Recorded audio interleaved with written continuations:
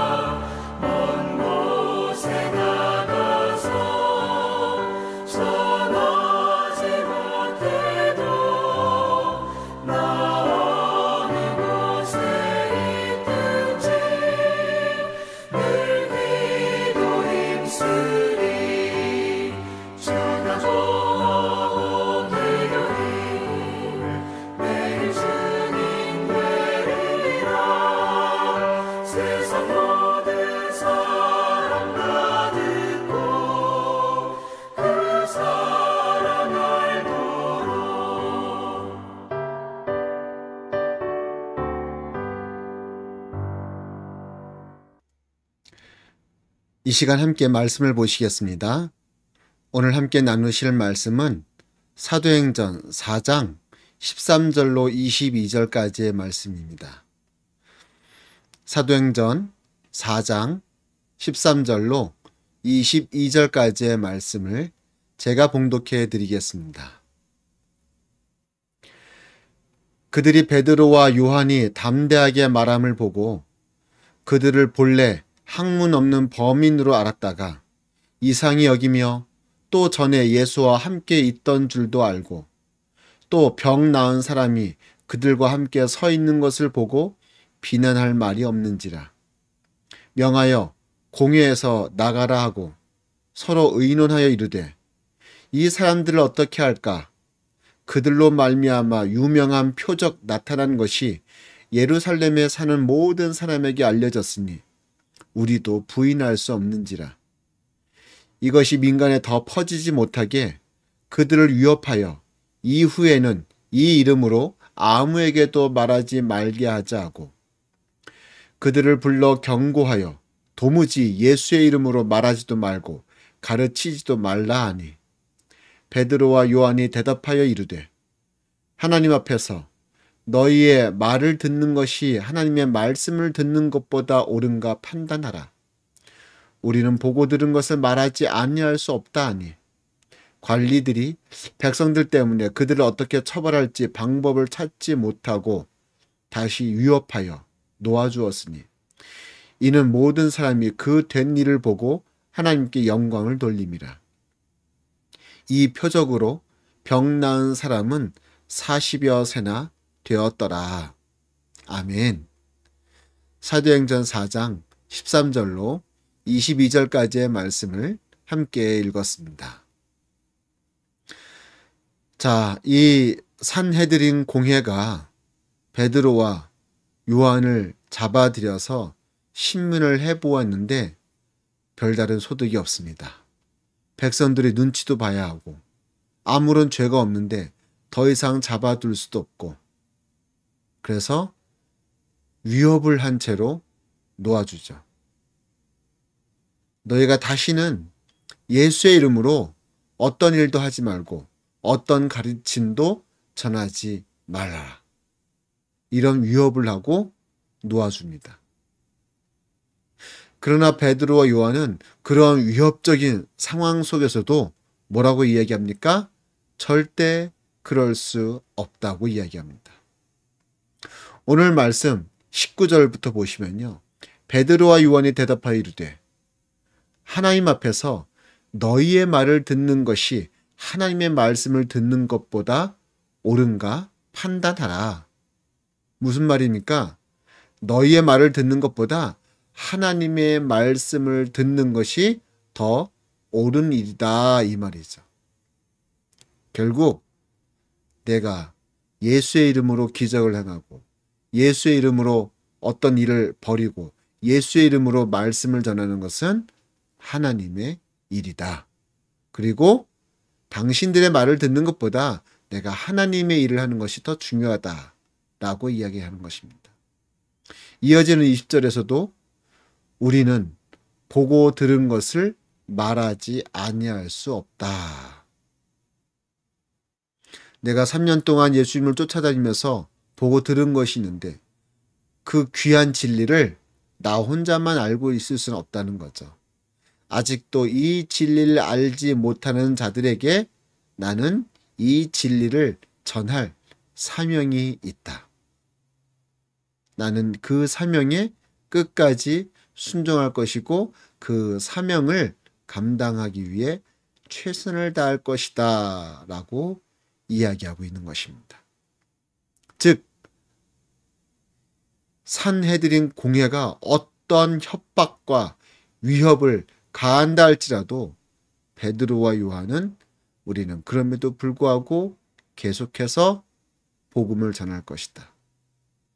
예수의 이름을 가지고 나아갈 것이다. 라고 강하게 이야기하고 있는 것입니다.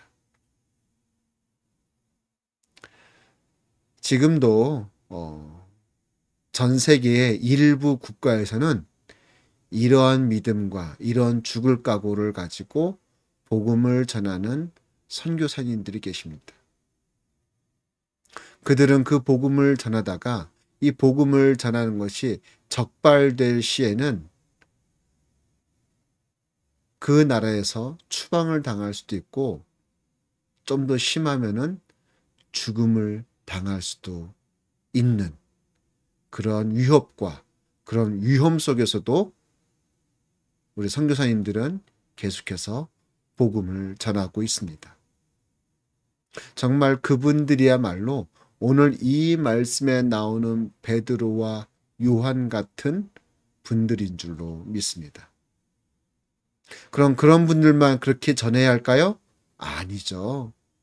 우리도 할 수 있습니다. 우리도 오늘 본문 속에 베드로와 요한처럼 하나님의 일들을, 복음 전하는 일을 감당할 수 있다는 것입니다.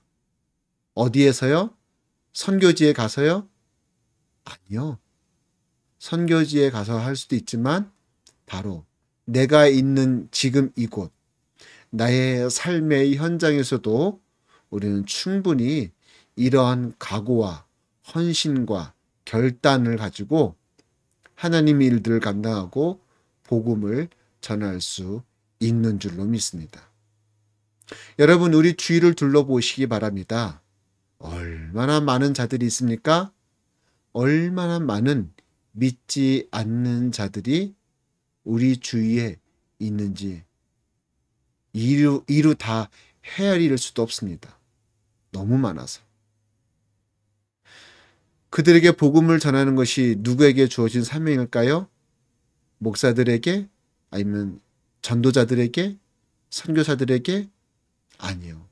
우리 모든 믿음의 성도들에게 그 사명이 주어진 줄로 믿습니다. 바로 내게 주어졌다는 것이죠. 그렇기 때문에 우리는 날마다 어떻게 하면 복음을 전할 수 있을까? 어떻게 하면 내 주위에 아직도 주임을 알지 못하는 자에게 예수를 증거할 수 있을까? 예수를 보여줄 수 있을까? 그 심령 가운데 복음이 들어가 그가 예수 믿는 자로 변할 수 있을까? 우리는 날마다 그런 고민과 그런 생각을 가지고 살아가야 할 줄로 믿습니다. 바로 매일매일 그러한 생각과 고민을 가지고 매일의 삶을 살아간다면 바로 그러한 자야말로, 그러한 성도야말로 오늘 본문 속에 나오는 베드로와 요한과 같은 자인 줄로 믿습니다. 여러분, 우리는 어떻게 해서든지 복음을 전하는 믿음의 삶을 살아야 할 줄로 믿습니다. 오늘 하루 여러분들 있는 삶의 그 현장에서, 있는 그 처소에서 복음을 선포하는, 복음을 증거하는 멋지고도 아름다운 믿음의 삶을 사시기를 주님의 이름으로 간절히 축원합니다. 기도하시겠습니다. 오 주님, 오늘 본문 말씀 속에서 베드로와 요한은 생명의 위협 속에서도 온갖 협박 속에서도 나는 이 복음 전하는 일을 중단할 수 없습니다.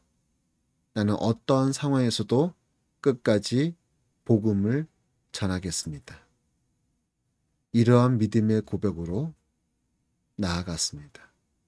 주여, 우리 모든 믿음의 성도들, 오늘 본문 속의 베드로와 요한의 그 믿음의 고백이 우리의 고백되게 하여 주시옵소서. 우리의 삶 속에서 보여지는 삶의 모습이 되게 하여 주시옵소서. 감사드리며 예수님의 이름으로 기도드리옵나이다. 아멘. 하늘에 계신 우리 아버지여, 이름이 거룩히 여김을 받으시오며 나라의 임하옵시며 뜻이 하늘에서 이룬 것 같이 땅에서도 이루어지이다. 오늘날 우리에게 일용할 양식을 주옵시고 우리가 우리에게 죄 지은 자를 사하여 준 것 같이 우리의 죄를 사하여 주옵시고 우리를 시험에 들게 하지 마옵시고 다만 악에서 구하옵소서. 대개 나라와 권세와 영광이 아버지께 영원히 있사옵나이다. 아멘. 할렐루야, 오늘도 주의 은혜 안에 거하시기를 간절히 소망합니다.